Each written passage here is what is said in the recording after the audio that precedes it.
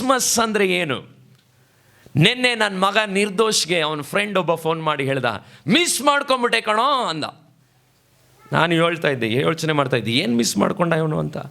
ನಿನ್ನೆ ನಾವೆಲ್ಲರೂ ಹೋಗಿದ್ವಿ ಕಣೋ ಪ್ಯಾಲೇಸ್ ಹತ್ರ, ಅಲ್ಲೆಲ್ಲ ಹೋದ್ವಿ ಕಣೋ, ದಿಢೀರಂತ ಅಲ್ಲಿ ಯದುವೀರ್ ಒಡೆಯರ್ ಗೊತ್ತೇನೋ ಸಿಕ್ತು ಕಣೋ ನನಗೆ. ಏನದು?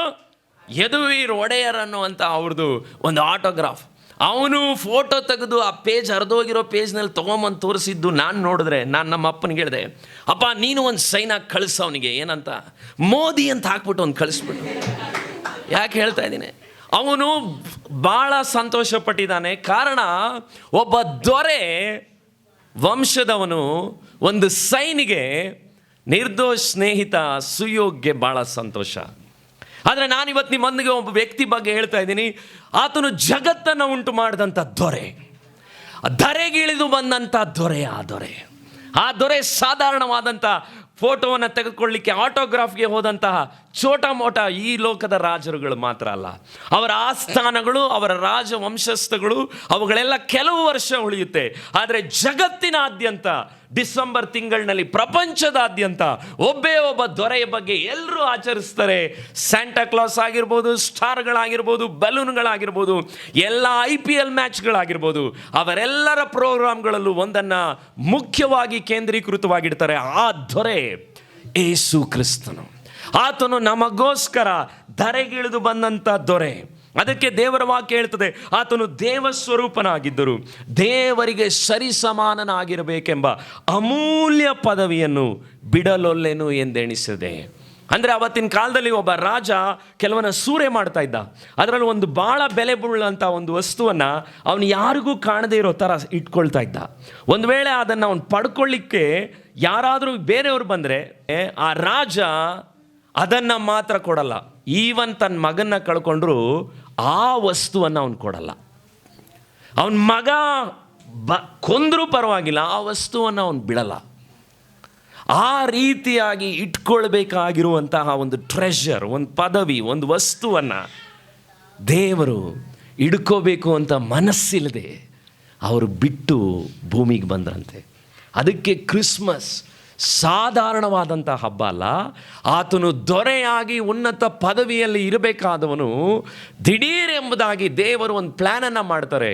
ಮನುಷ್ಯನನ್ನು ಕಾಪಾಡಲಿಕ್ಕೋಸ್ಕರ ನಾನು ನನ್ನ ಪದವಿಯನ್ನು ಬಿಟ್ಟು ಬರ್ತೇನೆ.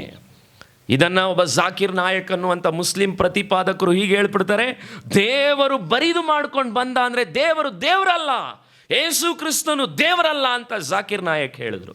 ಆದರೆ ಜಾಕಿರ್ ನಾಯಕ್ಗೆ ನಾನು ಒಂದು ಮಾತನ್ನು ಹೇಳಬೇಕೇನೆಂದರೆ, ದೇವರು ತನ್ನನ್ನು ಬರಿದು ಮಾಡಿಕೊಂಡಿದ್ದು ಗುಣವನ್ನಲ್ಲ, ತನ್ನ ಸ್ಥಾನವನ್ನು.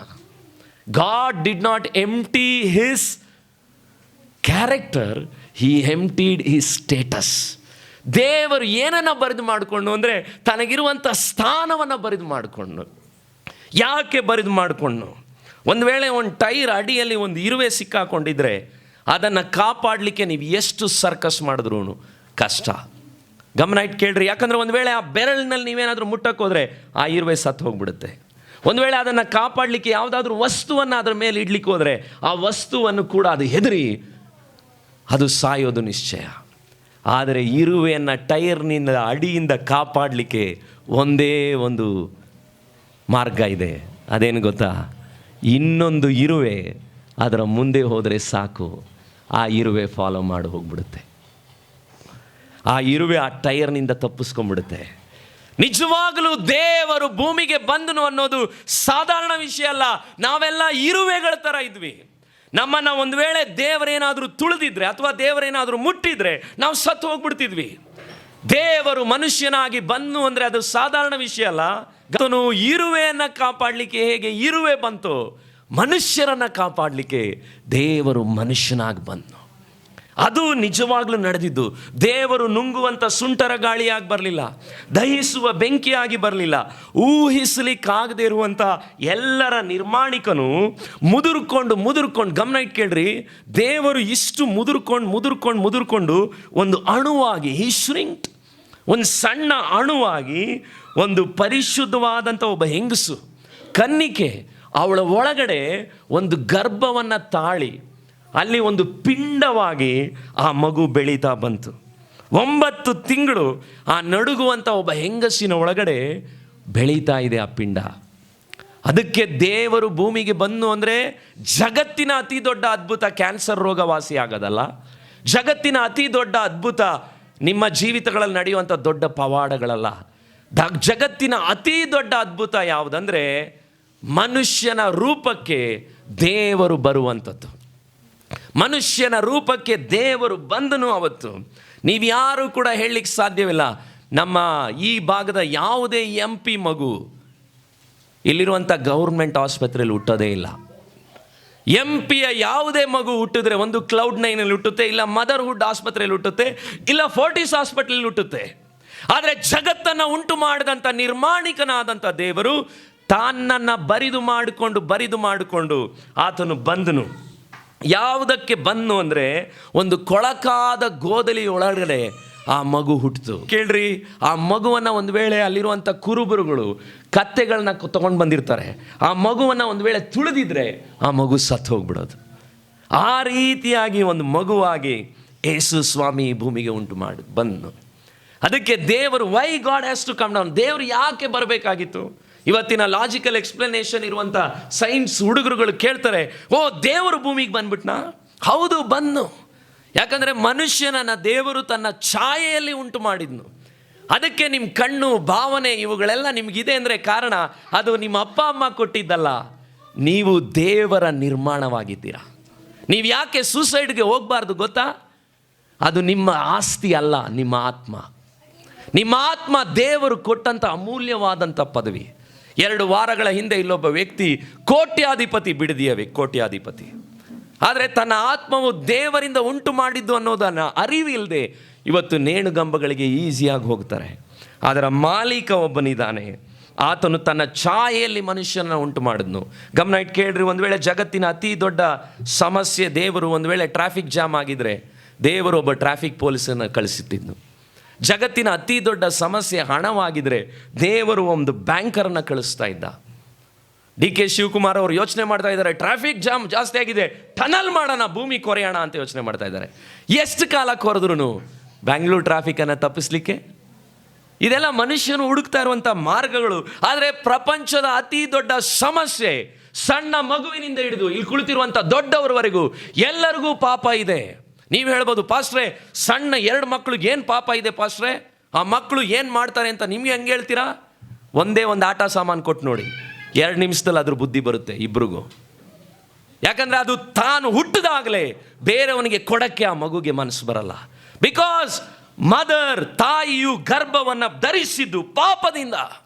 ಅದಕ್ಕೆ ಇಲ್ಲಿ ಕೇಳ್ತಾ ಇರುವಂಥ ಯೂತ್, ಟೀನೇಜ್ ವಯಸ್ಸಾದಂಥ ಮುದುಕರು, ದೊಡ್ಡವರು, ನೀವು ಯಾರೇ ಹೊಸದಾಗಿ ಬಂದಿದ್ರು, ನೀನು ಪಾಪ ಮಾಡಿದ್ದೀಯಾ, ನಿನ್ನೊಳಗೆ ಪಾಪ ಇದೆ. ಅದಕ್ಕೆ ನೀನು ಟೀನೇಜ್ನಲ್ಲಿ ಸ್ಕೂಲಿಗೆ ಹೋದಾಗ ಆಪೋಸಿಟ್ ಸೆಕ್ಸ್ ಹುಡುಗಿನ ನೋಡಿದ್ರೆ ನಿನಗೆ ಒಂಥರ ಆಕರ್ಷಣೆ ಬರೋದು. ಅದು ಬರೀ ಇನ್ಫ್ಯಾಚುಯೇಷನ್ ಮಾತ್ರ ಅಲ್ಲ, ಸೆಳೆಯುತ್ತೆ ನಿನ್ನ ಅಟ್ರಾಕ್ಷನ್. ಇದು ನಮ್ಮೆಲ್ಲರ ಸಮಸ್ಯೆ, ಇದು ನಮಗಿರೋ ಸಮಸ್ಯೆ. ಅದಕ್ಕೆ ನಾನು ಹೇಳ್ತಾ ಇದ್ದೀನಿ, ಇತ್ತೀಚೆಗೆ ನಾನು ಆಟೋದಲ್ಲಿ ಹೋಗುವಾಗ ಒಬ್ಬ ಹೇಳ್ದ, ಸರ್ ಬೈಪ್ನಳ್ಳಿಲಿ ಅವನ ಹೆಂಡ್ತಿಗೆ ಒಬ್ಬ ದ್ರೋಹ ಮಾಡ್ದ ಅಂತ ಹೇಳ್ಬಿಟ್ಟು ಸರ್ ಕತ್ತರಿಸಿ ಫ್ರಿಡ್ಜ್ ಒಳಗಡೆ ಇಟ್ಟವನು ಸರ್ ಅಂದ. ಪಾಪ ಮನುಷ್ಯನ ಜೀವಿತಗಳಲ್ಲಿ ಮಾಡ್ತಾ ಇರುವಂಥ ಸಮಸ್ಯೆ ಬರೀ ಆಟೋ ಡ್ರೈವರ್ಗಳಿಗೆ ಮಾತ್ರ ಅಲ್ಲ.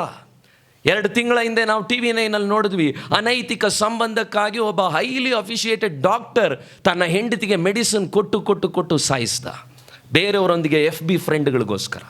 ಹಾಗಿದ್ರೆ ಪಾಪ ಎಜುಕೇಷನ್ ಮಾಡಿದವರಿಗೆ ಮಾತ್ರ ಅಲ್ಲ, ಅನ್ಎಜುಕೇಟೆಡ್ಗಳಿಗೂ ಇದೆ. ಜಗತ್ತಿನ ಅತಿ ದೊಡ್ಡ ಸಮಸ್ಯೆ ಪಾಪ. ಆ ಪಾಪದಿಂದ ದೇವರು ನಮ್ಮನ್ನು ಬಿಡಿಸಲಿಕ್ಕೋಸ್ಕರ ಯೇಸು ಸ್ವಾಮಿ, ನೀವು ನೋಡ್ರಿ, ಅದಕ್ಕೆ ಮಾನವೀಯತೆಯನ್ನು ಸತ್ತಂತಹ ಸ್ವಾರ್ಥ ಲೋಕ. ಅದಕ್ಕೆ ನಾನು ಹೇಳ್ತಾ ಇದ್ದೀನಿ, ಇವತ್ತಿನ ಜನ್ರೇಷನ್ ಸೆಲ್ಫಿಶ್ ಜನ್ರೇಷನ್, ಬರೀ ಸೆಲ್ಫಿ ಜನ್ರೇಷನ್ ಅಲ್ಲ. ಇದೇನು ಜನ್ರೇಷನ್ ಎಲ್ಲರೂ ಹೇಳ್ತೀರಾ? Selfish generation. ನಾನು ಒಂದು ವೇಳೆ ಇಲ್ಲ ಅಂದರೆ ಫೋಮೋ ಅಂತ ಹೇಳ್ತಾರೆ, ಅಂದ್ರೆ ಅರ್ಥ ಏನು? ಓ ಐ ವಿಲ್ ಬಿ ಮಿಸ್ಸಿಂಗ್. ನಾನು ಆ ಮೀಟಿಂಗ್ನಲ್ಲಿ, ಆ ಫೋಟೋದಲ್ಲಿ ಇಲ್ಲ ಅಂದರೆ ನನ್ನ ಜೀವಿತ ಏನೋ ಮಿಸ್ ಆದ ಹಾಗೆ. ನಾನು ಅಲ್ಲಿ ಇರಬೇಕಾಗಿತ್ತು. ಯಾಕಂದರೆ ನಮ್ಮ ಸ್ವಾರ್ಥ ಎಲ್ಲ ಕಡೆಯಲ್ಲೂ ಅಡಗಿದೆ. ಬೈಬಲ್ ಹೇಳುತ್ತೆ, ಮನುಷ್ಯರ ಕೆಟ್ಟತನವು ಭೂಮಿಯ ಮೇಲೆ ಯಾವಾಗಲೂ ಹೆಚ್ಚಾಗಿರುವುದನ್ನು, ಅವನ ಹೃದಯದಲ್ಲಿ ಯೋಚಿಸುವುದೆಲ್ಲವೂ ಯಾವಾಗಲೂ ಕೆಟ್ಟದ್ದಾಗಿರುವುದನ್ನು ದೇವರು ನೋಡಿ ಮನುಷ್ಯರನ್ನು ಉಂಟು ಮಾಡಿದ್ದಕ್ಕೆ ದೇವರು ಪಶ್ಚಾತ್ತಾಪ ಪಟ್ಟು ನೊಂದುಕೊಂಡಂತೆ. ಇವತ್ತು ನೀವು ಯಾರೇ ಆಗಿರ್ಬೋದು, ನಿಮ್ಮನ್ನು ಉಂಟು ಮಾಡಿದ್ದಕ್ಕೆ ದೇವರು ನೊಂದ್ಕೊಂಡಿದ್ದಾನ? ನೀವು ಮಾಡಿದಂಥ ಪಾಪಗಳಿಗೆ ದೇವರು ನೊಂದ್ಕೊಂಡಿದ್ದಾನೆ. ಆತನು ತನ್ನ ಹೃದಯದಲ್ಲಿ ನೊಂದ್ಕೊಂಡಿದ್ದಾನೆ. ದೇವರು ಪ್ರೀತಿ ಸ್ವರೂಪಿ ಅಂತ ಯೇಸು ಸ್ವಾಮಿ ಫೋಟೋ ನೋಡ್ಬಿಟ್ಟು ಕುರಿ ಹಿಡ್ಕೊಂಡು ಎಲ್ಲರೂ ನೋಡಿ ಇಷ್ಟಪಡ್ತಾರೆ. ಆ ಮುಖದಲ್ಲಿ ಲಿಪ್ಸ್ಟಿಕ್ ಎಲ್ಲ ಹಾಕಿರುವಂತಹ ಫೇರ್ ಆ್ಯಂಡ್ ಲವ್ಲಿ ಥರ ಇರುವಂತಹ ಸುಂದರವಾದ ಮುಖ ನೋಡಿ. ನೋ ಬರೀ ಯೇಸು ಸ್ವಾಮಿ ಪ್ರೀತಿ ಸ್ವರೂಪಿ ಮಾತ್ರ ಅಲ್ಲ, ಆತನು ನ್ಯಾಯ ಸ್ವರೂಪಿ ಕೂಡ. ಯಾಕಂದರೆ ದೇವರ ಪ್ರೀತಿಗೂ ದೇವರ ನ್ಯಾಯ ಎರಡು ಒಂದೇ ತಕ್ಕಡಿಯಲ್ಲಿ ಎರಡು ಇದ್ದ ಹಾಗೆ. ಒಂದು ವೇಳೆ ದೇವರು ಆ ಪಾಪಕ್ಕೆ ಸರಿಯಾಗಿ ದಂಡನೆಯನ್ನು ಕೊಡದೇ ಇದ್ದರೆ ದೇವರ ಹತ್ರ ನ್ಯಾಯ ಇಲ್ಲ. ಗಮನ ಇಟ್ಟು ಕೇಳ್ರಿ. ದೇವರು ನಿಮ್ಮನ್ನು ಪ್ರೀತಿಸಿದ್ರೆ ದೇವರು ನಮ್ಮನ್ನು ಒಂದು ದಿವಸ ನ್ಯಾಯ ಕೂಡ ತೀರಿಸ್ತಾನೆ. ಯಾಕಂದರೆ ದೇವರ ಪ್ರೀತಿಯಲ್ಲಿ ಇನ್ನೊಂದು ತಕ್ಕಡಿಯಲ್ಲಿ ದೇವರ ಹತ್ರ ನ್ಯಾಯ ಇದೆ. ಇವತ್ತು ಗ್ರೇಟರ್ ಬೆಂಗಳೂರು ಬಿಡದಿ ಆಗಲಿಕ್ಕೆ ಬಯಸ್ತಾ ಇದೆ. ಆದರೆ ನಿಮಗೆ ಗೊತ್ತಾ ಗ್ರೇಟರ್ ಬೆಂಗಳೂರು ಯಾವುದರಲ್ಲಿ ಗ್ರೇಟರ್ ಬೆಂಗಳೂರು ಆಗಿದೆ ಅಂತ? ಅತ್ಯಾಚಾರದಲ್ಲಿ ಕರ್ನಾಟಕದಲ್ಲಿ 4ನೇ ಸ್ಥಾನ. 2023ನೇ ವರದಿ ಪ್ರಕಾರ 21,04,234 ಕ್ರೈಮ್ ರೇಟ್ 2024ಕ್ಕೆ. ಮಕ್ಕಳುಗಳ ವಿರುದ್ಧವಾಗಿ ನಡೀತಾ ಇರುವಂತಹ ಎಲ್ಲ ಕ್ರೈಮ್ಗಳಲ್ಲಿ ಗರಿಷ್ಠ ಮೊತ್ತ ತಲುಪೋದು ಬೆಂಗಳೂರಿಗೆ. 444 ರೇಪ್ಗಳು, ಅದರಲ್ಲಿ ಹೆಚ್ಚು ಹೆಣ್ಣು ಮಕ್ಕಳುಗಳು. ನನಗೂ ಒಂದು ಹೆಣ್ಣು ಮಗು ಇದೆ. ಊಹೆ ಮಾಡಲಿಕ್ಕೆ ಸಾಧ್ಯವಾ? ಇದೆಲ್ಲ ಇವತ್ತಿನ ಮೊಬೈಲ್ಗಳು, ಜೀವಿತಗಳು ಬಂದಂತಹ ಪಾಪಗಳು, ಬಂದಂತಹ ಕಾರ್ಯಗಳು. ಇಂತಹ ಪಾಪದ ಪಟ್ಟಣಗಳಲ್ಲಿ ನಾವು ಬದುಕ್ತಾ ಇದ್ದೇವೆ. ಸಿಲಿಕಾನ್ ಸಿಟಿ ಅಂತ ನಾವು ಹೊಗಳ್ಬೋದು. ನಮ್ಮ ಮಕ್ಕಳುಗಳು ಮುಂದೊಂದು ದಿನ ಆ ರೀತಿ ದೇಶಗಳಿಗೆ ಹೋಗ್ಬೋದು. ಇತ್ತೀಚೆಗೆ ನಾನು ಮೆಟ್ರೋದಲ್ಲಿ ನಾನು ಟ್ರಾವೆಲ್ ಮಾಡ್ತಾ ಇರುವಾಗ ನೋಡ್ತಿದ್ದೀನಿ, ಇವನು ಹುಡುಗಿನ ಅಂತ ನನಗೆ ಗೊತ್ತಾಗ್ತಾ ಇಲ್ಲ. ಯಾಕಂದರೆ ಅವನ ಲಿಂಗವನ್ನು ಅವನು ಬದಲಾಯಿಸ್ಕೊಂಡಿದ್ದಾನೆ. ನೋಡಲಿಕ್ಕೆ ಕಾಲುಗಳು ಕೂದಲಿದೆ, ಆದರೆ ಮುಖ ಹುಡುಗಿ ಥರ ಇದೆ. ತನ್ನ ಶರೀರಗಳನ್ನು ಸರ್ಜರಿ ಮಾಡಿಕೊಂಡು ವಿಚಿತ್ರವಾಗಿ ಕಾಣ್ತಾ ಇರುವಂಥ ಯಂಗ್ ಜನ್ರೇಷನ್ ಎಲ್ಲಿಗೆ ಹೋಗ್ತಾ ಇದೆ? ಇವೆಲ್ಲ ನೋಡುವಾಗ ಜನರೇ, ಮಕ್ಕಳೇ, ನೀವೆಲ್ಲರೂ ಗಮನಿಸಬೇಕು. ಯೇಸು ಸ್ವಾಮಿ ಹೇಳಿದ್ನು, ಮನುಷ್ಯನೊಳಕ್ಕೆ ಹೋಗಿ ಹೊಲೆ ಮಾಡತಕ್ಕದ್ದು ಯಾವುದೂ ಇಲ್ಲ, ಆದರೆ ಮನುಷ್ಯನೊಳ ಒಳಗಿಂದ ಹೊರಡುವಂತಹ ವೇಶ್ಯಾವಾಟಿಕೆ, ಕಳ್ಳತನ, ಕೊಲೆ, ವ್ಯಭಿಚಾರ, ದ್ರವ್ಯಾಶೆ, ಕೆಡುಕುತನ, ಮೋಸ, ಬಂಡುತನ, ಹೊಟ್ಟೆ ಕಿಚ್ಚು, ಬೈಗುಳ, ಸೊಕ್ಕು, ಇವೆಲ್ಲದರ ಹಿಂದೆ ಇರೋದು ಹಾಲಿವುಡ್ ಅಲ್ಲ, ಬಾಲಿವುಡ್ ಅಲ್ಲ. ನಾವು ಹೇಳ್ತಾ ಇದ್ದೀವಿ ಅದನ್ನೆಲ್ಲ ಡೈರೆಕ್ಟ್ ಮಾಡ್ತಾ ಇರುವಂಥ ಡೈರೆಕ್ಟರ್ಗಳು. ನೋ, ಆ ಟೆಕ್ನಿಷಿಯನ್ಸ್ಗಳೆಲ್ಲ ಸಮಸ್ಯೆ. ಆ ಟೆಕ್ನಿಷಿಯನ್ಸ್ಗಳ ಒಳಗಡೆ ಒಂದು ಭಾಗ ಇದೆ, ಅದು ನಿಮ್ಮೊಳಗೂ ನಮ್ಮೊಳಗೂ ಇದೆ. ಅದಕ್ಕೆ ಹೃದಯ ಅಂತ ನಾವು ಹೇಳ್ತೀವಿ. ಆ ಹೃದಯ, ಈ ಬೈಬಲ್ ಹೇಳುತ್ತೆ, ಎಲ್ಲಕ್ಕಿಂತಲೂ ವಂಚಕ, ಗುಣವಾಗದೇ ಇರುವಂಥ ರೋಗಕ್ಕೆ ಒಳಗಾಗಿದೆ. ಹಾರ್ಟ್ ಕೋತಿ ಥರ ಆಡ್ತಾ ಇದೆ. ಚೆನ್ನಾಗೇ ಇರುತ್ತೆ ಮನೇಲಿದ್ದಾಗ, ದಿಢೀರಂತ ಟ್ರಾವೆಲ್ ಮಾಡುವಾಗ ಬೇರೆ ಥರ ಆಡ್ತಾ ಇದೆ. ಯಾಕೆ? ಒಂದು ವೇಳೆ ನಮ್ಮ ಅಪ್ಪ ಅಮ್ಮ ಇದ್ದಾಗ ಮನೆ ಒಳಗಡೆ ನಾವು ಅಂಥ ಪಿಕ್ಚರ್ಗಳನ್ನ ನೋಡಲ್ಲ. ನಮ್ಮ ಅಪ್ಪ ಅಮ್ಮ ಸ್ವಲ್ಪ ಹೋದರೆ ಯು ಜಸ್ಟ್ ಸ್ನೀಕ್ ಇನ್, ತಕ್ಷಣ ನಮ್ಮ ಟಿ ವಿ ಚಾನೆಲ್ಗಳು ಬದಲಾಗ್ತಾ ಇದೆ. ಯಾಕೆ? ಹೃದಯ, ಹಾರ್ಟ್. ಒಂದು ವೇಳೆ ನಮ್ಮ ಫೋನ್ಗಳ ಹಿಸ್ಟ್ರಿಗಳನ್ನು ತೆಗೆದು ನೋಡಿದ್ರೆ ಯೂಟ್ಯೂಬ್ನಲ್ಲಿ ನೀವೆಲ್ಲ ಡಿಲೀಟ್ ಮಾಡ್ಬೋದು, ಆದರೆ ದೇವರ ಹಿಸ್ಟ್ರಿಯಲ್ಲಿ, ಯೂಟ್ಯೂಬ್ ಹಿಸ್ಟ್ರಿಯಲ್ಲಿ ನೀವು ನಾನು ಯಾವುದನ್ನು ಡಿಲೀಟ್ ಮಾಡೋಕ್ಕಾಗಲ್ಲ. ಯಾಕಂದರೆ ಹೃದಯ ಎಲ್ಲಕ್ಕಿಂತಲೂ ವಂಚಕ, ಗುಣವಾಗದೇ ಇರುವಂಥ ರೋಗಕ್ಕೊಳಗಾಗಿದೆ. ಯಾವುದೇ MRI ಸ್ಕ್ಯಾನಿಂಗ್ ಕೂಡ ಫೋರ್ಟಿಸ್ ಹಾಸ್ಪಿಟಲ್ನಲ್ಲಿ ಅದನ್ನು ತೋರಿಸಲ್ಲ. ನಾನು ಇತ್ತೀಚೆಗೆ ಹೇಳಿದ್ನಲ್ಲ, ಲವ್ ಸ್ಟೋರಿಗಳನ್ನು ನೋಡಿ ಫಿಲಮ್ಗಳಿಗೆ ಹೋದಂಥವನು ನಾನು ಒಂದು ಕಾಲದಲ್ಲಿ. ಆದರೆ ಇವತ್ತು ಆ ಸಿನಿಮಾಗಳನ್ನು ಮಾಡಿದಂತಹ ಕರಣ್ ಜೋಹರ್ ಡೈರೆಕ್ಟರ್ ಮೊನ್ನೆ ಇಂಟರ್ವ್ಯೂವಲ್ಲಿ ಹೇಳ್ತಾ ಇದ್ದಾನೆ, I am feeling very lonely to go to the dining table. ನಾನು ಡೈನಿಂಗ್ ಟೇಬಲ್ ಹತ್ರ ನಾನು ಹೋಗಿ ಕೂತ್ಕೊಳ್ಳೋಕೆ ಇಷ್ಟಪಡಲ್ಲ. ಯಾಕಂದರೆ ಐ ಫೀಲ್ ವೆರಿ ಲೋನ್ಲಿ. ನಾನು ಒಂಟಿಗನ ಆಗ್ಬಿಟ್ಟಿದ್ದೀನಿ, ನನ್ನ ಲೈಫಲ್ಲಿ ಏನು ನಡೀತಿದೆ ಅಂತ ನನಗೆ ಗೊತ್ತಿಲ್ಲ ಅಂತ ಪ್ರೇಮ ಕಥೆಗಳ ಕಹಾನಿಗಳನ್ನು ಕೊಟ್ಟು ಜಗತ್ತನ್ನು ವ್ಯಮಾರಿಸಿದಂಥ ವ್ಯಕ್ತಿ ಇವತ್ತು ಅವನಿಗೆ ಪ್ರೀತಿ ಇಲ್ಲದೆ ಡೈನಿಂಗ್ ಟೇಬಲ್ನಲ್ಲಿ ಹೋಗಿ ಊಟ ಮಾಡೋಕ್ಕೆ ಅವನಿಗೆ ಮನಸ್ಸಿಲ್ಲ. ಹಾಗಿದ್ರೆ ಇವತ್ತಿನ ಸಮಸ್ಯೆ ದಯಮಾಡಿ ಕೇಳ್ರಿ, ದೊಡ್ಡವರೇ ಸಣ್ಣವರೇ, ಒಂದು 10 ನಿಮಿಷ ನನ್ನೊಂದಿಗೆ ಸಹನೆಯಿಂದ ನೀವು ಕೇಳ್ರಿ.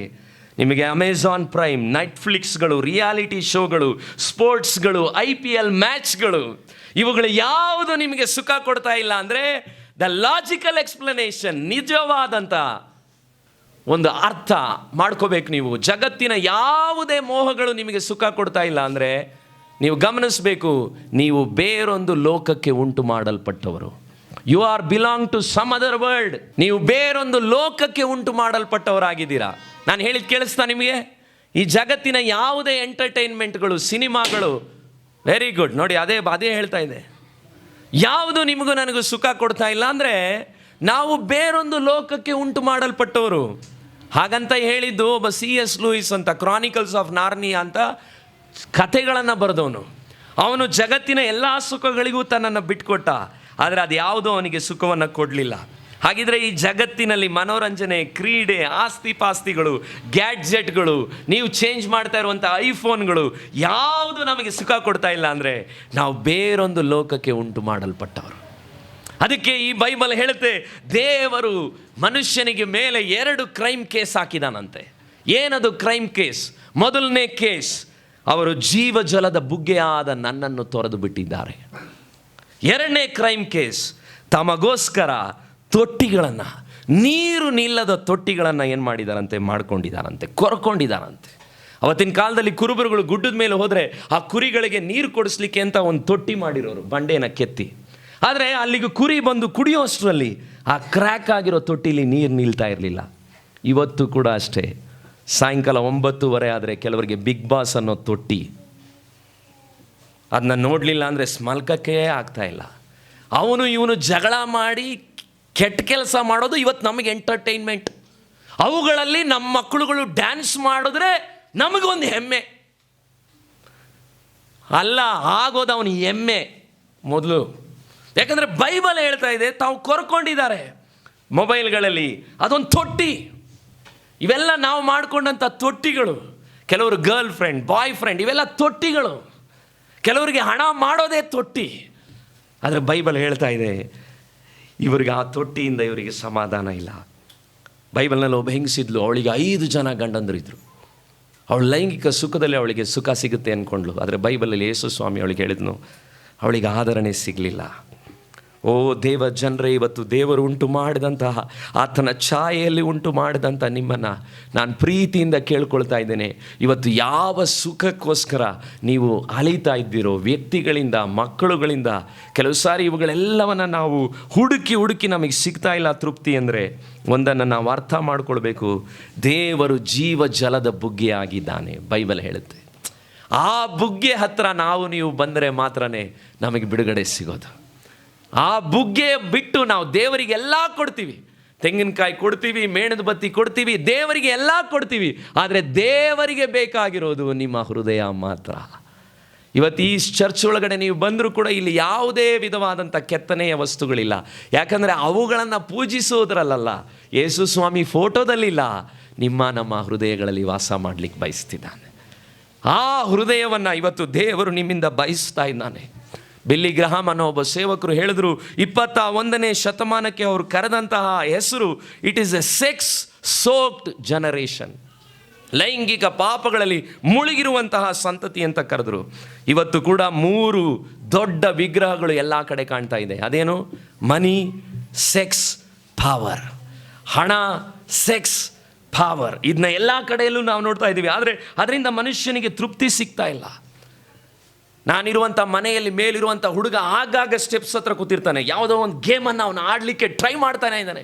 ಅವ್ರ ಅಪ್ಪ ಅಮ್ಮ ಬಂದರೆ ಸಾಕು, ಮೊಬೈಲ್ ಹಿಡ್ಕೊಂಡು ನೋಡ್ತಾನೆ. ಯಾಕಂದರೆ ಪಬ್ಜಿಗಳಲ್ಲಿ ಒಂದೊಂದು, ನಿಮಗೆ ಗೊತ್ತಾ, 62,800 ಇಮೇಜ್ಗಳನ್ನು, ಹಾರರ್ ಮೂವಿಗಳ ಪಿಕ್ಚರ್ಸ್ಗಳನ್ನು ಯೌವನಸ್ಥರು ಕಾಲೇಜ್ ದಾಟೋ ಅಷ್ಟರಲ್ಲಿ ಇವತ್ತು ನೋಡ್ತಾರಂತೆ, ಸ್ಟ್ಯಾಟಿಸ್ಟಿಕ್ಸ್ ಹೇಳುತ್ತೆ.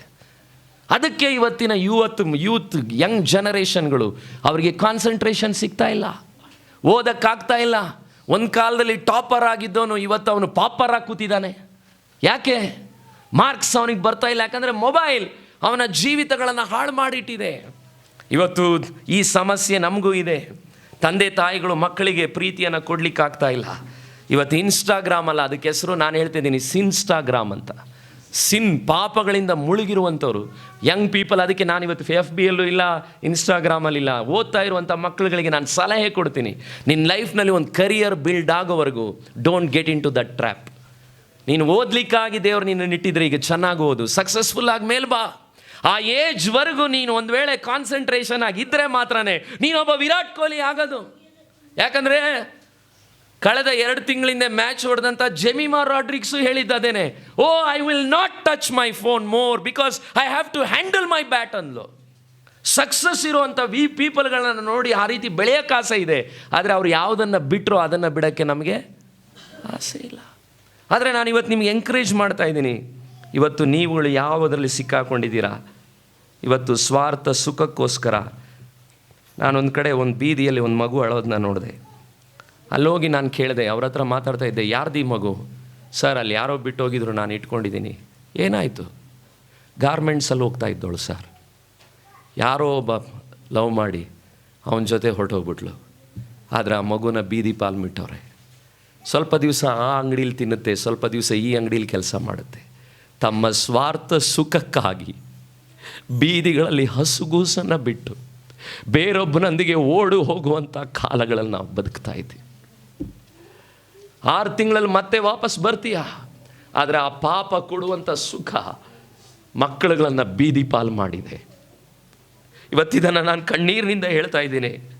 ಯಾಕಂದರೆ ನಾನು ಕೂಡ ಆಗಲೇ ಹೇಳಿದಾಗೆ ನನ್ನ ತಂದೆ ಕಾರಣಾಂತರಗಳಿಂದ ಬಿಟ್ಟು ಹೋದರು, ಆದರೆ ನನ್ನ ತಾಯಿ ನನ್ನನ್ನು ಬೆಳೆಸಲಿಕ್ಕೆ ಕಷ್ಟಪಟ್ಟಿದ್ದನ್ನು ಇತ್ತೀಚೆಗೆ ಕೂಡ ಕಳೆದ 1 ವಾರದಿಂದ ನೆನೆಸ್ತಾ ಇದೆ. ಆಕೆಗೆ ಆವಾಗವಾಗ ಕೆಮ್ಮಿದೆ. ನಾನು ಯೋಚನೆ ಮಾಡ್ತಾ ಇದ್ದೆ, ಯಾಕೆ ಅವಳಿಗೆ ಕೆಮ್ಮು? ಬೀರ್ ಫ್ಯಾಕ್ಟ್ರಿಗಳಲ್ಲಿ ಅವಳು ಬೆಳಗ್ಗೆಯಿಂದ ಸಾಯಂಕಾಲದವರೆಗೂ ಬಾಟ್ಲು ತೊಳೆದ್ಲು, ನಮ್ಮನ್ನು ಸಾಕಲಿಕ್ಕೆ ಅನೇಕ ಕಷ್ಟಗಳನ್ನು ಪಟ್ಲು. ಇವತ್ತು ನೀವು ಯಾವ ಕಷ್ಟದಿಂದ ಬಂದಿದ್ದೀರಾ? ಯಾವ ಸಮಸ್ಯೆ ನಿಮಗಿದೆ? ಇಲ್ಲ ನಿಮ್ಮ ಮಕ್ಕಳುಗಳು ನಿಮ್ಮ ಬಗ್ಗೆ ಏನು ಹೇಳ್ತಾರೆ? ಸತ್ಯವೇದ ಹೇಳ್ತದೆ, ಕಡೆಯ ಕಾಲಗಳಲ್ಲಿ ಮನುಷ್ಯರು ಸ್ವಾರ್ಥ ಚಿಂತಕರು, ಹಣದಾಸೆಯವರು, ಬಡಾಯಿ ಕೊಚ್ಚುವವರು, ಅಹಂಕಾರಿಗಳು, ದೂಷಕರು, ತಂದೆ ತಾಯಿಗಳಿಗೆ ಅವಿಧೇಯರು, ಉಪಕಾರ ನೆನೆಸಿದವರು, ದೇವ ಭಯವಿಲ್ಲದವರು, ದ್ರೋಹಿಗಳು, ದೇವರನ್ನು ಪ್ರೀತಿಸದೆ ಭೋಗಗಳನ್ನು ಪ್ರೀತಿಸುವವರಾಗಿದ್ದಾರೆ. ದೇವರನ್ನು ಪ್ರೀತಿಸ್ತೀವಿ ಅಂತ ಚರ್ಚಿಗೆ ಬರ್ತಾ ಇದ್ದೀವಿ, ಅಥವಾ ದೇವರನ್ನು ಪ್ರೀತಿಸ್ತಿದ್ದೀವಿ ಅಂತ ಗುಡಿಗಳಿಗೆ ಹೋಗ್ತಾ ಇದ್ದೀವಿ, ಆದರೆ ನಿಜವಾಗ್ಲೂ ದೇವರನ್ನು ಪ್ರೀತಿಸ್ತಿದ್ದೀವಾ? ಶಿವರುದ್ರಪ್ಪ ಅವರ ಹಾಡನ್ನು ನಾನು 9ನೇ ಕ್ಲಾಸ್ನಲ್ಲಿ ಕಂಠಪಾಠ ಮಾಡಿದ್ದೆ. ಎಲ್ಲೋ ಹುಡುಕಿದೆ ಇಲ್ಲದ ದೇವರ ಕಲ್ಲು ಮಣ್ಣುಗಳ ಗುಡಿಯೊಳಗೆ, ಇಲ್ಲೇ ಇರುವ ಪ್ರೀತಿ ಸ್ನೇಹಗಳ ಗುರುತಿಸಿದಾದೇನೋ ನಿಮ್ಮೊಳಗೆ. ಜನರು ಪ್ರೀತಿಗಳನ್ನ ಹುಡುಕ್ತಾ ಇದ್ದಾರೆ. ಆ ಪ್ರೀತಿ ಇವತ್ತು ಜನರುಗಳಿಗೆ ಎಲ್ಲೋದ್ರೂ ಸಿಗ್ತಾ ಇಲ್ಲ. ಅದು ಗುಡಿಗಳಲ್ಲೋ, ಚರ್ಚ್ಗಳಲ್ಲೋ, ಬಿಲ್ಡಿಂಗ್ಗಳಲ್ಲೂ ಹೋದ್ರೂ ಸಿಗ್ತಾ ಇಲ್ಲ. ಆದರೆ ಚರ್ಚ್ಗೆ ಬರೋದ್ರಿಂದ ಅಲ್ಲ ನಿಮ್ಮ ಜೀವನ ಒಳ್ಳೆಯದಾಗೋದು, ಯೇಸುವಿನ ಬಳಿಗೆ ನೀವು ಬರಬೇಕು. ಅದು ನೀವು ಒಂದು ವೇಳೆ ಬೀದಿಯಲ್ಲಿದ್ದಾಗಲೂ ಕೂಡ ಯೇಸುವೇ ನಾನು ಪಾಪಿ ಅಂತ ಕರೆದ್ರೆ ಸಾಕು, ಆತನು ನಿಮ್ಮೊಳಗೆ ಬರ್ತಾನೆ. ಇವತ್ತು ನೀವು ಯಾವುದರಲ್ಲಿ ಸಿಕ್ಕೊಂಡಿದ್ದೀರಾ? ಅದಕ್ಕೆ ಪಾಪವನ್ನು, ದೇವರನ್ನು ಪ್ರೀತಿಸದೆ ಭೋಗಗಳನ್ನು ಪ್ರೀತಿಸುವಂಥ ಕಾಲಗಳಲ್ಲಿದ್ದೀವಿ. ದೇವರನ್ನು ಕೂಡ ನಾವು ಲಂಚ ಕೊಟ್ಟು ಕೊಟ್ಟು ಕೊಟ್ಟು ವರ್ಷಕ್ಕೊಂದ್ಸರಿ ಕ್ರಿಸ್ಮಸ್ಗೂ ಕೂಡ ಕೆಲವರು ನನ್ನ ಹತ್ರ ಹೇಳಿದ್ದಾರೆ, ಸರ್ ಯೇಸು ಸ್ವಾಮಿಗೆ ನಾನು ಅರ್ಕೆ ಮಾಡಿದ್ದೀನಿ ಸರ್, ಒಂದು 2,000 ರೂಪಾಯಿ ಕೊಟ್ಬಿಟ್ಟು ಮುಂದಿನ ವರ್ಷದಲ್ಲಿ ನನಗೆ ಅದ್ಭುತ ಆಗಲಿ ಅಂತ. ಇದು ಅರ್ಕೆ ಮಾಡಿಬಿಟ್ಟು ನೀನು ಅದ್ಭುತ ಹೊಂದ್ಕೊಳ್ಳೋ ಜಾಗ ಅಲ್ಲ ಇದು. ಯಾಕಂದರೆ ನಿನ್ನ ಸಮಸ್ಯೆ ಇರೋದು ಹಣದಲ್ಲಲ್ಲ, ಹೃದಯದಲ್ಲಿ. ಹಾಗಾದರೆ ತನ್ನ ಲಾಭಕ್ಕೋಸ್ಕರ ಎಲ್ಲಿ ಲಂಚ ಕೊಟ್ಟು ಬದುಕೋದನ್ನು ಕಲಿತುವೋ ಅದನ್ನು ದೇವರಿಗೂ ಕೂಡ ಕೊಟ್ಟು ಪಡ್ಕೊಳ್ಳೋವಂಥ ಕಾಲಗಳಲ್ಲಿ ನಾವು ದೇವರನ್ನು ಅಷ್ಟು ಚೀಪಾಗಿ ಮಾಡಿಬಿಟ್ವಿ. ಇಲ್ಲಿ ಬಂದಿರುವಂಥ ಕಾಣಿಕೆ ಬ್ಯಾಗಲ್ಲಿ ಒಂದು ಸ್ವಲ್ಪ ದುಡ್ಡು ಹಾಕ್ಬಿಟ್ರೆ ಸಾಕು, ಓ ನನ್ನ ಜೀವನ ಒಳ್ಳೇದಾಗ್ಬಿಡುತ್ತೆ. ನೋ, ಭ್ರಮೆ. ನೀನು ಇಷ್ಟು ದೊಡ್ಡ ಪಾಪಿ ಆಗಿದ್ದೀಯಾ, ನೀನು ಹಾಕುವಂಥ 1,000 ರೂಪಾಯಿ ದುಡ್ಡು ದೇವರ ಕೋಪವನ್ನು ಕರಗಿಸಿ ಮೆಲ್ಟ್ ಮಾಡಲ್ಲ. ಅದು ನಿನಗೂ ದೇವರಿಗೂ ವಿರುದ್ಧವಾಗಿ ಮಾಡಿರುವಂಥ ಪಾಪ. ಆ ಪಾಪವನ್ನು ನೀನು ಅರಕೆ ಮಾಡಬೇಕು. ಅದಕ್ಕೆ IT ಕಂಪನಿ ಆದರೂ, ಗಾರ್ಮೆಂಟ್ಸ್ ಆದರೂ ನಿನಗೆ ತಿಂಗಳಿಗೆ ಸಂಬಳ ಕೊಟ್ಟೇ ಕೊಡುತ್ತೆ. ಬೈಬಲ್ ಹೇಳುತ್ತೆ, ಪಾಪದ ಸಂಬಳ ಮರಣ. ನೀನು ಪಾಪಕ್ಕೆ ದುಡಿದ್ರೆ ಅದಕ್ಕೊಂದು ಸ್ಯಾಲ್ರಿ ಕೊಟ್ಟೇ ಕೊಡುತ್ತೆ. ಕೆಲವ್ರಿಗೆ 6 ಕೊಡುತ್ತೆ, ಕೆಲವ್ರಿಗೆ 60 ಕೊಡುತ್ತೆ, ಕೆಲವರಿಗೆ ಡಿಪ್ರೆಷನ್ ಬರುತ್ತೆ, ಕೆಲವರು ಗಿಲ್ಟಿಯಲ್ಲಿ ಸಿಕ್ಕಾಕೊಂಡು ಸಾಯ್ತಾರೆ. ಹಾಗಿದ್ರೆ ನೀವು ಕೇಳ್ಬೋದು, ಸರ್ ಪರಿಹಾರ ಏನು ಸರ್? ವಿಮೋಚನೆ ಎಲ್ಲಿದೆ ಸರ್? ಬಿಡುಗಡೆ ಎಲ್ಲಿದೆ ಸರ್? ಈಗ ನೀವು ನೋಡಿದ್ರಲ್ಲ ಸ್ಕಿಟ್, ಆ ಸ್ಕಿಟ್ನಲ್ಲಿ ಅವರು ತೋರಿಸ್ತಿದ್ದೆ. ಅದಕ್ಕೆ ನಾವು ನೆನೆಸ್ತಾ ಇದ್ದೀವಿ, ಬಿಡದಿಯಲ್ಲಿ 30-40 ಸೈಟ್ ಇರೋನು ಭಾಗ್ಯವಂತ ಸರ್, MG ರೋಡಲ್ಲಿ ಸೈಟ್ ಇರೋನು ಭಾಗ್ಯವಂತ sir. No no no no no. ನಿಮಗೆ ಗೊತ್ತಾ, ಯಾವನ ದ್ರೋಹವು ಪರಿಹಾರವಾಗಿದೆಯೋ, ಯಾವನ ಪಾಪವು ಕ್ಷಮಿಸಲ್ಪಟ್ಟಿದೆಯೋ, ಓ ಯಾವನ ಲೆಕ್ಕಕ್ಕೆ ದೇವರು ತನ್ನ ಅಪರಾಧವನ್ನು ಎಣಿಸುವುದಿಲ್ಲವೋ ಅವನು ಧನ್ಯನು.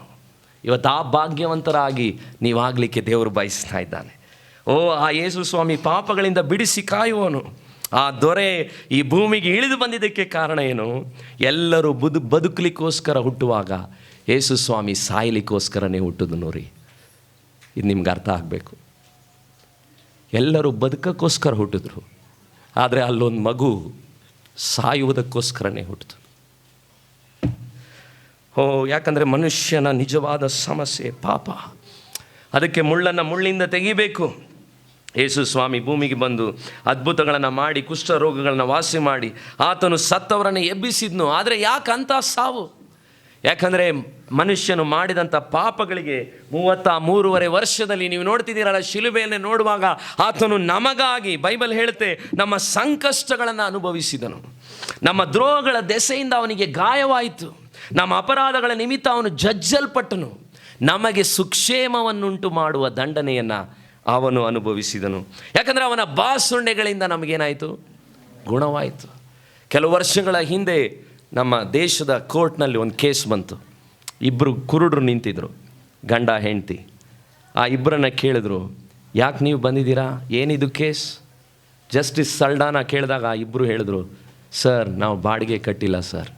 ಈ ಕಡೆ ನಿಂತಿರುವಂಥ ಓನರ್ ಹೇಳ್ದ, ಸರ್ ಅವರು 2 ವರ್ಷದಿಂದ ಬಾಡಿಗೆ ಕಟ್ಟಿಲ್ಲ ಸರ್, ನಾನು ಬಾಡಿಗೆ ದುಡ್ಡು ಬೇಕು.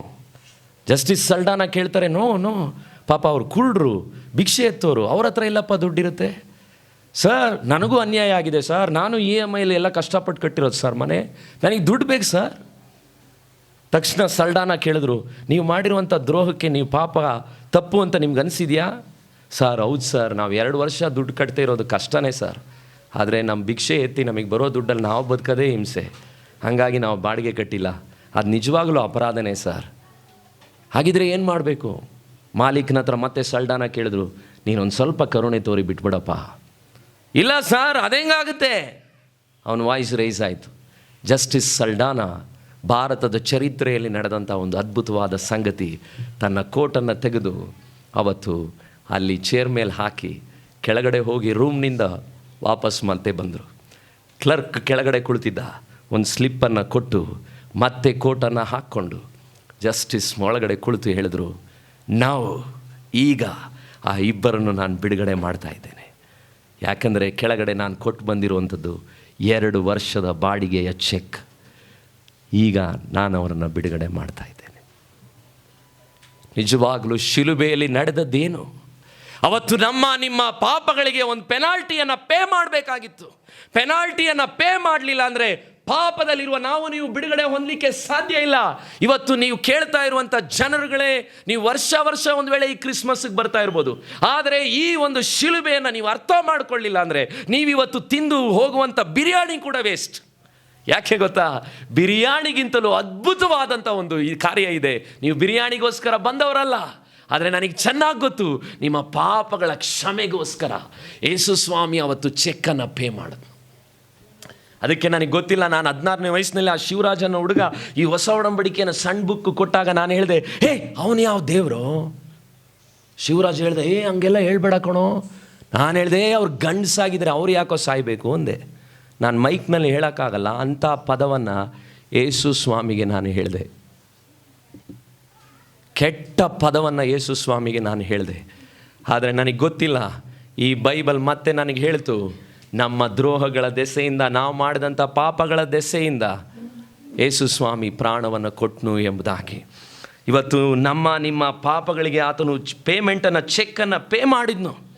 ಅವತ್ತು ಗೊಲ್ಗೋತಾದಲ್ಲಿ ವೆಂಕಟಾಚಲ ಶಾಸ್ತ್ರಿ ಅನ್ನೋರು ಒಂದು ಪುಸ್ತಕವನ್ನು, ಪಾಠವನ್ನು ಬರೆದಿದ್ರು, ಗೊಲ್ಗೋತಾ ಅನ್ನುವಂಥದ್ದು.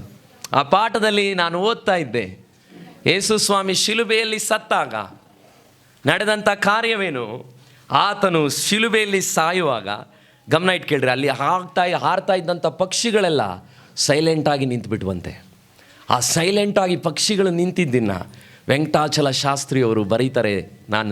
ನನ್ನ ಕನ್ನಡ ಪಾಠದಲ್ಲಿ, ಅವತ್ತು ಯೇಸು ಶಿಲುಬೆಯಲ್ಲಿ ಸತ್ತಾಗ ಪಕ್ಷಿಗಳು ಅಲ್ಲಿ ನಿಂತದ್ದು ದೇವರ ರುಜುವಂತಿತ್ತು ಅಂತ ಹೇಳ್ತಾರೆ. ಅವತ್ತು ನಿಜವಾಗ್ಲೂ ಆಗಿದ್ದೇನು ಗೊತ್ತಾ? ನಮ್ಮ ಪಾಪಗಳಿಗೆ ದೇವರು ಚೆಕ್ಕನ್ನು ಪೇ ಮಾಡಿದಾಗ ಆತನು ಆ ಸೈನನ್ನು ಸ್ವೀಕರಿಸಿದ್ನು. ಆ ಪಾಪದ ದಂಡನೆಯನ್ನು ಯೇಸು ಸ್ವಾಮಿ ಸ್ವೀಕರಿಸಿದ್ರಿಂದಲೇ ಇವತ್ತು ನಿಮ್ಮ ಪಾಪಗಳನ್ನು ದೇವರು ಬಿಡುಗಡೆ ಮಾಡಲಿಕ್ಕೆ ಸಾಧ್ಯ. ನೀವು ಎಷ್ಟೇ ಒಳ್ಳೆಯ ಕಾರ್ಯಗಳನ್ನ ಮಾಡಿದರೂ ಕೂಡ ನಿಮ್ಮ ಪಾಪಗಳು ಹೋಗಲ್ಲ. ಗಮನ ಇಟ್ಟು ಕೇಳ್ರಿ, ನೀವು ಮುಂದಿನ ವರ್ಷ ಕ್ರಿಸ್ಮಸ್ಗೆ ಊಟ ಕೊಡಿಸಿದ್ರು ನಿಮ್ಮ ಪಾಪಗಳು ಹೋಗಲ್ಲ. ಯಾಕಂದರೆ ನಿಮ್ಮ ಪಾಪಗಳು ಹೋಗಲಿಕ್ಕೆ ಒಂದೇ ಒಂದು ಮಾರ್ಗ ಇದೆ, ಅದು ಯೇಸುವಿನ ರಕ್ತದಿಂದ ಮಾತ್ರ. ಯಾಕಂದರೆ ನಾವು ಮಾಡುವಂಥ ಎಲ್ಲ ಒಳ್ಳೆಯ ಕಾರ್ಯಗಳನ್ನು ಈ ಕಡೆ ತಕ್ಕಡಿಲಿಟ್ಟು ಈ ಕಡೆ ತಕ್ಕಡಿಲಿರುವಂಥ ಕೆಟ್ಟ ಕಾರ್ಯಗಳನ್ನು ಏನಾದರೂ ತೂಗಿಸಿದ್ರೆ ಯಾವ ತಕ್ಕಡಿ ಮೇಲೋಗುತ್ತೆ ಹೇಳ್ರಿ ನೋಡೋಣ. ಒಳ್ಳೆ ತಕ್ಕಡಿನ ಕೆಟ್ಟ ತಕ್ಕಡಿನ? ಒಳ್ಳೇದಾ? ಅಷ್ಟೊಂದು ಒಳ್ಳೇದು ಮಾಡಿದ್ದೀರಾ. ಒಂದು ತಕ್ಕಡಿ ಒಳಗಡೆ ಒಳ್ಳೇದಿಟ್ಟು ಇನ್ನೊಂದು ಕಡೆ ನೀವು ಮಾಡಿದ ಕೆಟ್ಟದ್ದನ್ನು ಇಟ್ಟರೆ ಯಾವ ತಕ್ಕಡಿ ಮೇಲೋಗುತ್ತೆ? ಮಾತಾಡಿ. ಹಾಗಿದ್ರೆ ನಿಮ್ಮ ಒಳ್ಳೆ ಕಾರ್ಯಗಳು ಮತ್ತೆ ಹೆಂಗೆ ಪಾಪಗಳನ್ನ ತೊಳಿಲಿಕ್ಕೆ ಸಾಧ್ಯ? ಚಾನ್ಸೇ ಇಲ್ಲ. ನಾವು ದೇವರು ಅಂತ ಕರೀಲಿಕ್ಕೆ ಕಾರಣ ಏನು ಅಂದರೆ ಬರೀ ಕೂಸಾಗಿ ಮಗುವಾಗಿ ಹುಟ್ಟಿದ ಕೂಸಲ್ಲ, ಅದು ಬೆಳೀತು, ದೊಡ್ಡವರಾಯಿತು. 33 ವರ್ಷದಲ್ಲಿ ನಮ್ಮ ಪಾಪಗಳಿಗಾಗಿ ಸತ್ತನು, ಆತನನ್ನು ಹೂತಿಟ್ರು. ನಿಮಗೇನಾದರೂ ಗೊತ್ತಾಗಬೇಕು ಅಂದರೆ ಇವತ್ತು ನಿಮಗೇನಾದರೂ ಆ ಜಾಗ ಎಲ್ಲಿದೆ ಅಂದರೆ ಯೆರೂಸಲೇಮ್ಗೆ ಹೋಗಿ ನೋಡ್ರಿ. ಯೆರೂಸಲೇಮ್ನಲ್ಲಿ ಒಂದು ಜಾಗ ಚರಿತ್ರೆಯಲ್ಲಿ ಇದೆ. ಇವತ್ತು ಹೆಂಗೆ ಮೈಸೂರಲ್ಲಿ ಅರಮನೆ ಇದ್ರೆ ಅಲ್ಲೊಬ್ಬ ರಾಜ ಇದ್ದಾನೆ ಅಂತ ಹೇಳ್ತಿದ್ದಾನೋ, ಯೇಸು ಸ್ವಾಮಿ ಇದ್ದಿದ್ದಕ್ಕೆ ಒಂದು ಜಾಗ ಇದೆ. ಆ ಜಾಗದ ಹೆಸರು ಖಾಲಿಯಾದ ಸಮಾಧಿ. It is N empty tomb ಅಂತ ಬರೆಯಲ್ಪಟ್ಟಿದೆ. ಯಾಕಂದರೆ ಅಲ್ಲಿ ಹುಡುಕ್ಲಿಕ್ಕೆ ಹೋದಾಗ ಅಲ್ಲಿ ಯೇಸು ಸ್ವಾಮಿ ಅಲ್ಲಿಲ್ಲ. ಯಾಕಂದರೆ ದೇವರು ಸತ್ತರೆ ಅವರು ದೇವರಲ್ಲ, ಆತನು ಸತ್ತು ಎದ್ದನು. ಮರಣವು ಆತನನ್ನು ಹಿಡ್ಕೊಂಡಿರುವುದು ಅಸಾಧ್ಯವಾಗಿತ್ತು. ಹೆಂಗೆ ಹೇಳ್ತೀರಾ ಸರ್ ಯೇಸು ಸ್ವಾಮಿ ಇವತ್ತು ಬದುಕ್ತಿದ್ದಾನೆ ಎಂಬುದಾಗಿ? ನಿಮಗೆ ಗೊತ್ತಾ, ಚರಿತ್ರೆಯಲ್ಲಿ ಅರಿಸ್ಟಾಟಲ್ ಅಂತ, ಮಕ್ಕಳುಗಳಿಗೆ ಗೊತ್ತು, ಒಬ್ಬ ಇದ್ದ ತತ್ವಜ್ಞಾನಿ. ಅವನಿದ್ದಕ್ಕೆ ಗುರುತೇನು? ಅವನಿಗೂ ಇದ್ದಿದ್ದಕ್ಕೆ 390 ರೆಕಾರ್ಡ್ಗಳು ಇದೆ. ಸೀಸರ್ ಅಂತ ಒಬ್ಬ ರಾಜ ಇದ್ದ. ಎಷ್ಟು ಜನಕ್ಕೆ ಗೊತ್ತು? ನಿಮ್ಮ ಸಮಾಜ ಪುಸ್ತಕದಲ್ಲಿ ಸೀಸರ್ ಅನ್ನೋ ಕಿಂಗ್, ಅವನು ಬದುಕಿದ್ದ ಅನ್ನೋದಕ್ಕೆ ಕಾರಣ ಅವನಿಗೆ ಇರುವಂಥ 75 ಸುರುಳಿಗಳು. ಆದರೆ ಜಗತ್ತಿನಲ್ಲಿ ಒಬ್ಬ ವ್ಯಕ್ತಿಗೆ 6000 ಸುರುಳಿಗಳು ಭೂಮಿಯ ಒಳಗಡೆ ಸಿಕ್ತು. ಅದು ಯೇಸು ಕ್ರಿಸ್ತನ ಬಗ್ಗೆ. ಅದು ನಾನು ಹಿಡ್ಕೊಂಡಿರುವಂಥ ಈ ಬೈಬಲ್ನಲ್ಲಿದೆ. ಇವುಗಳ ದಾಖಲೆಗಳು ಸುರುಳಿಗಳ ಉಪಾಧಿಯಲ್ಲಿ ಸಿಕ್ತು. ಆತನು ಸತ್ತು ಎದ್ದನು. ಇವತ್ತು ಮತ್ತೆ ಆತನು ಭೂಮಿಗೆ ಬರಲಿಕ್ಕಿದ್ದಾನೆ. ಅದಕ್ಕೆ ಆತನು ಹೇಳಿದ್ನು, ನಾನು ಬರುವುದಕ್ಕೆ ಮುಂಚೆ ಜನಕ್ಕೆ ವಿರುದ್ಧವಾಗಿ ಶಿವಕುಮಾರ್ಗೆ ವಿರುದ್ಧವಾಗಿ ಸಿದ್ದರಾಮಯ್ಯವರು ಎದ್ದೇಳ್ತಾರೆ, ಆ ಪಂಗಡಕ್ಕೆ ವಿರುದ್ಧವಾಗಿ ಈ ಪಂಗಡ ಎದ್ದೇಳ್ತಾರೆ, ಇವರಿಗೆ ವಿರುದ್ಧವಾಗಿ ಆ ಟೀಮ್ ಎದ್ದೇಳುತ್ತೆ. ಇದೆಲ್ಲ ಎಲ್ಲಿ ಯಾಕೆ ನಡೀತಾ ಇದೆ? ಯೇಸು ಹೇಳಿದನು, ಜನಕ್ಕೆ ವಿರುದ್ಧವಾಗಿ ರಾಜ್ಯಕ್ಕೆ ವಿರುದ್ಧವಾಗಿ ರಾಜ್ಯಗಳು. ನೇಪಾಳದ ಬೆಂಕಿ ಹೊತ್ತು ಉರಿಯಿತು, ಬರ್ಮಾ ಇತ್ತೀಚೆಗೆ ಬೆಂಕಿ ಹೊತ್ತು ಉರಿಯಿತು, ನೈಜೀರಿಯಾದಲ್ಲಿ ಭೂಕಂಪಗಳು ಆಯಿತು, ಜಪಾನ್ನಲ್ಲಿ ಬದುಕಲಿಕ್ಕೆ ಮನುಷ್ಯರುಗಳು ಆಗದೆ ಕಟ್ಟಡಗಳನ್ನ ಕಟ್ಕೊಳ್ಳದೇ ಇದ್ದಾರೆ. ಜಗತ್ತಿನ ಎಲ್ಲ ಸ್ಟ್ಯಾಟಿಸ್ಟಿಕ್ಸ್ಗಳನ್ನು, ನ್ಯೂಸ್ಗಳನ್ನು, TV9 ಪ್ರತಿದಿನ ನೋಡಿದ್ರೆ ನನಗೆ ಈಸಿಯಾಗಿ ಗೊತ್ತಾಗುತ್ತೆ, ಈ ಭೂಮಿಗೆ ಒಂದು ಕ್ಲೈಮ್ಯಾಕ್ಸ್ ಇದೆ. ಒಂದು ಮೂವಿಗೆ ಹೆಂಗೆ ಕ್ಲೈಮ್ಯಾಕ್ಸ್ ಇದೆಯೋ, ಈ ಭೂಮಿಯಲ್ಲಿ ಮನುಷ್ಯರ ಪಾಪಗಳಿಗೆ ಒಂದು ಕ್ಲೈಮ್ಯಾಕ್ಸ್ ಇದೆ. ಯಾಕಂದರೆ ಆತನು ನ್ಯಾಯಾಧಿಪತಿಯಾಗಿ ಈ ಭೂಮಿಗೆ ಬರ್ತಾನೆ. ಸತ್ಯವೇದ ಹೇಳ್ತದೆ, ಮೇಘಗಳೊಂದಿಗೆ ಆತನು ಬರ್ತಾನೆ, ಎಲ್ಲರ ಕಣ್ಣುಗಳು ಆತನನ್ನು ಕಾಣುವವು, ಆತನನ್ನು ಈರಿದವರು ಕೂಡ ಕಾಣುವರು ಎಂಬುದಾಗಿ. ಹಾಗಿದ್ರೆ ಆ ಯೇಸು ಸ್ವಾಮಿ ಇವತ್ತು ನಿಮ್ಮನ್ನು ಕರೀತಿದ್ದಾನೆ. ಆ ನ್ಯಾಯ ತೀರ್ಪಿನಲ್ಲಿ ನೀವು ಸಿಕ್ಕೋಬಾರ್ದು. ಒಂದು ದಿವಸ ಆ ನ್ಯಾಯ ತೀರ್ಪಿನಲ್ಲಿ ನೀವು ಸತ್ತಾಗ ನಿಮ್ಮ ಆತ್ಮ ದೇವರ ಬಳಿಗೆ ಹೋಗಬೇಕು. ಒಬ್ಬ ಹೇಳ್ದ ಇತ್ತೀಚೆಗೆ, ಸರ್ ಸ್ವರ್ಗ ನರಕ ಎಲ್ಲ ಇಲ್ಲೇ ಸರ್. ನಾನು ಹೇಳಿದೆ, ನೋ ಅಷ್ಟು ಸಿಂಪಲ್ ಅನ್ಕೋಬೇಡ. ನೀನು ಮಾಡಿದ್ದ ಎಲ್ಲ ಕಾರ್ಯಗಳಿಗೆ ಮುಂದೊಂದು ದಿವಸ ಪೆನಾಲ್ಟಿನೇ ಇಲ್ಲ ಅಂದರೆ ಹೆಂಗೆ ಅದು ನ್ಯಾಯ? ನೀನು ಸತ್ತರೆ ನಿನ್ನ ಶರೀರ ಮಣ್ಣಿಗೆ ಹೋಗುತ್ತೆ, ನಿನ್ನೊಳಗೆ ಅಮೂಲ್ಯವಾದಂಥ ಆತ್ಮ ಇದೆ. ಅದು ಪಾಪ ಮಾಡಿ ಕೊಲೆ ಮಾಡದೆ, ಬೈಬಲ್ ಹೇಳುತ್ತೆ, ಪರಸ್ತ್ರೀಯನ್ನು ನೋಡಿ ಮೋಹಿಸಿದರೆ ವ್ಯಭಿಚಾರಿ ಅಂತೆ. ನಿಮಗೆ ಗೊತ್ತಾ, ಆ ಪಾಪವನ್ನು ನನ್ನ 17ನೇ ವಯಸ್ಸಿನಲ್ಲಿ ಮಾಡಿದ್ದೆ. ಅವತ್ತು ನಾನು ಈ ಬೈಬಲ್ನ ಒಂದು ದಿವಸ ಓದ್ತಾ ಇದ್ದೆ. ಅಯ್ಯೋ, ಇಷ್ಟು ದೊಡ್ಡ ಪಾಪ ನನ್ನೊಳಗಿದೆಯಾ? ಈ ವ್ಯಭಿಚಾರದ ಪಾಪಗಳು ನನಗೆ ಎಲ್ಲಿ ಬಿಡುಗಡೆ ಆಗುತ್ತೆ? ಒಂದು ದಿವಸ ಈ ಪಾಪದ ಬಿಡುಗಡೆನ ನನ್ನ ತಾತ ಪ್ರಭಾಕರ ನಾಯರ್ ಆನೆ ಸಾಕಿದವರಂತೆ. ಭತ್ತದಲ್ಲಿ ಮೋಸ ಮಾಡಿದ್ರು. ನಮ್ಮ ಮನೇಲಿ ಇವತ್ತು ಯಜ್ಞನೂ ಇಲ್ಲ. ನಮ್ಮ ಪಾಪಗಳು ನಮ್ಮನ್ನು ಹಿಂಬಾಲಿಸ್ತದೆ. ಆದರೆ ಪ್ರೀತಿಯಿಂದ ನಿಮ್ಮನ್ನು ಕೇಳ್ಕೊಳ್ತಾ ಇದ್ದೇನೆ, ನೀವು ಯಾರಾದರೂ ಇವತ್ತು ಪಾಪಗಳ ಹೊರೆಯಲ್ಲಿ ಇದ್ದರೆ, ಯೇಸು ಸ್ವಾಮಿ ತನ್ನ ಕೈಗಳನ್ನು ಚಾಚಿ ಕಣ್ಣೀರಿನಿಂದ ಕರೀತಿದ್ದಾನೆ. ನಿಮ್ಮ ಸಮಸ್ಯೆ ರೋಗ ಅಲ್ಲ, ನಿಮ್ಮ ಸಮಸ್ಯೆ ಕಷ್ಟಗಳಲ್ಲ, ನಿಮ್ಮ ಸಮಸ್ಯೆ ಸಾಲ ಅಲ್ಲ, ನಿಮ್ಮ ಸಮಸ್ಯೆ ಪಾಪವಾಗಿದೆ. ಆದರೆ ಈ ಜಾಗವನ್ನು ಬಿಟ್ಟು ನೀವು ಊಟ ಮಾಡಿಕೊಂಡು ಹೋಗುವಾಗ ನಾನು ಕಣ್ಣೀರಿನಿಂದ ನಿಮ್ಮನ್ನು ಕೇಳ್ಕೊಳ್ತಾ ಇದ್ದೀನಿ, ಒಂದೇ ಒಂದನ್ನು ನೀವು ಮಾಡಿ ಹೋಗಬೇಕು. ಅದು ನನ್ನ ತಾಯಿ ಜಾನಕಿ ಮಾಡಿದ್ಲು. ನಾನು ಹುಟ್ಟಿದಾಗಿಂದ ಕ್ರೈಸ್ತನಲ್ಲ. ನನಗೆ ಈ ಪುಸ್ತಕವನ್ನು ಇತ್ತೀಚೆಗೆ ಹಿಡಿದು ಓದೋಕ್ಕೂ ಯೋಗ್ಯತೆ ಇಲ್ಲ ಅಂತ ಅನೇಕ ಸಾರಿ ಅನಿಸಿದೆ. ಯಾಕಂದರೆ ಇದು ನನ್ನ ಜೀವಿತವನ್ನು ಬದಲಾಯಿಸ್ತು. ಇವತ್ತು ಈ ಕ್ರಿಸ್ಮಸ್ನ ಮಾಡಲಿಕ್ಕೆ ನನಗಿರುವಂಥ ಸಣ್ಣ ಜಾಗದಲ್ಲಿ ಮನೆ ಕಾರು ಮಾಡಲಿಲ್ಲ ಅನ್ನೋ ಯಾವುದೇ ಬೇಜಾರಿಲ್ಲ. ಇನ್ನು ಈ ಜಾಗ ಎಲ್ಲ ತುಂಬ ಹರಿದ್ರೆ ಇಲ್ಲಿ ಒಂದು ಭಾಳಷ್ಟು ಜನ ಪಾಪಿಗಳು ಮನ ತಿರುಗಲಿಕ್ಕೋಸ್ಕರ ಕಟ್ಟಿದಂಥ ಒಂದು ಸಣ್ಣ ದೇವರಿಗೆ ಕಾಣಿಕೆ ಇದು. ಆದರೆ ಇಲ್ಲಿ ನಿಮ್ಮನ್ನು ಕಣ್ಣೀರಿನಿಂದ ಒಂದನ್ನು ಕೇಳ್ಕೊಳ್ತಾ ಇದ್ದೇನೆ, ಇಲ್ಲಿಂದ ನೀವು ಆಚೆ ಹೋಗುವಾಗ ಯಾರು ಪಾಪದ ಹೊರೆಯನ್ನು ಹೊತ್ತು ಹೋಗಬೇಡ್ರಿ. ಒಂದೇ ಒಂದು ಪ್ರಾರ್ಥನೆ ಮಾಡಿರಿ, ಈ ವ್ಯಕ್ತಿ ಮಾತಾಡೋದು ನನಗೇನು ಅರ್ಥ ಆಗಿಲ್ಲ, ದೇವರೇ ನನ್ನ ಪಾಪಗಳಿದ್ರೆ ಕ್ಷಮಿಸು. ಬೊಟ್ಟು ಹಾಕ್ಕೊಂಡಿರಿ, ಉಂಗುರ ತೆಗಿಬೇಡಿ, ಅದಲ್ಲ ನಿಮ್ಮ ವಿಷಯ. ನಿಮ್ಮ ಹೃದಯಗಳಲ್ಲಿ ಯೇಸುವೆ ನಾನು ಪಾಪಿ, ಸಿಂಪಲ್ ಪದ, ನನ್ನ ಪಾಪಕ್ಕಾಗಿ ನೀನು ಸತ್ತಿದೀಯಾ ಅಂತ ನಂಬ್ತೇನೆ.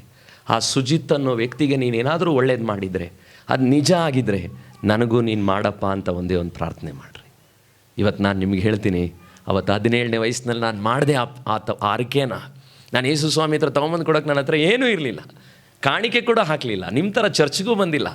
ಹಾಸ್ಟೆಲ್ ರೂಮ್ನಲ್ಲಿ ಒಬ್ಬ ಹುಡುಗ ಕೊಟ್ಟೋಗಿದ್ದು ಪುಸ್ತಕ ತೆಗೆದುಕೊಂಡು ರಾತ್ರಿ 10:30 ಕೂತ್ಕೊಂಡು ಓದ್ತಾ ದಿಢೀರಂತ ಅಳು ಬರ್ತಾಯಿತ್ತು. ನನ್ನ ಪಾಪಗಳನ್ನು ಅರಿಕೆ ಮಾಡಿದೆ, ನನ್ನ ಜೀವಿತವನ್ನು ಯೇಸು ಸ್ವಾಮಿಗೆ ಕೊಟ್ಟೆ.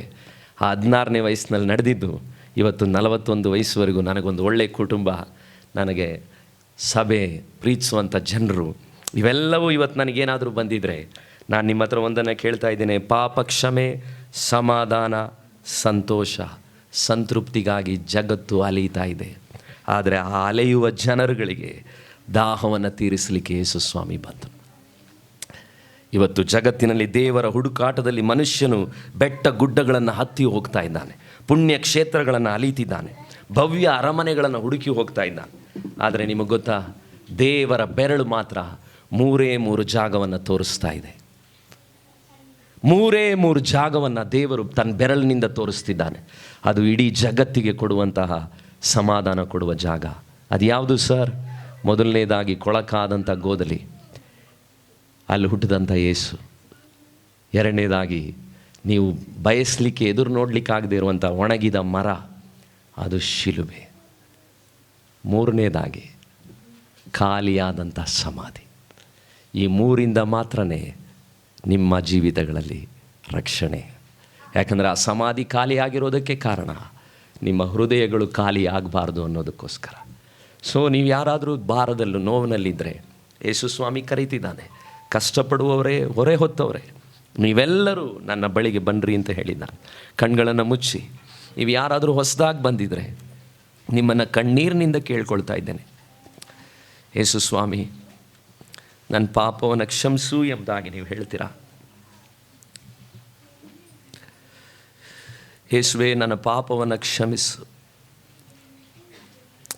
ಯೇಸುವೆ ನನ್ನನ್ನು ಕರುಣಿಸು ಎಂಬುದಾಗಿ ನೀವು ಬಾಯಿ ತೆರೆದು ಹೇಳಿದರೆ ಸಾಕು. ನಾನು ಮಾಡುವಂಥ ಪ್ರಾರ್ಥನೆನ ಎಲ್ಲರ ಕಣ್ಗಳು ಮುಚ್ಚಲ್ಪಟ್ಟಿರಲಿ.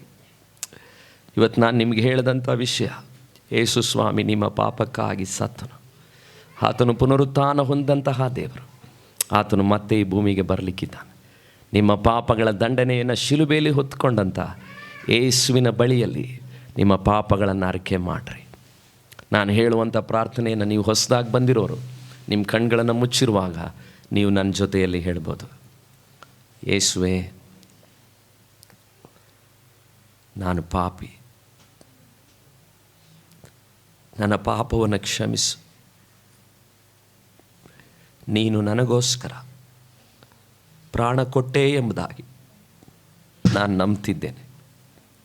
ನಿನ್ನ ರಕ್ತದಿಂದ ತೊಳೆದು ನನ್ನನ್ನು ನಿನ್ನ ಮಗುವಾಗಿ ಮಾಡು. ನಾನು ನಿನಗೆ ವಿರುದ್ಧವಾಗಿ ದ್ರೋಹ ಮಾಡಿದ್ದೇನೆ, ನನ್ನನ್ನು ಕ್ಷಮಿಸು, ನನ್ನ ಹೃದಯದೊಳಗೆ ಬಾ. ಯೇಸುವಿನ ನಾಮದಲ್ಲಿ ಪ್ರಾರ್ಥಿಸ್ತೇವೆ. God bless you. ಈ ಪ್ರಾರ್ಥನೆಯನ್ನು ನೀವು ಮನಸ್ಸಿನಲ್ಲಿ ಮಾಡಿದರೆ ಸಾಕು, ದೇವರು ನಿಮ್ಮನ್ನು ಕರುಣಿಸ್ತಾನೆ. Happy Christmas.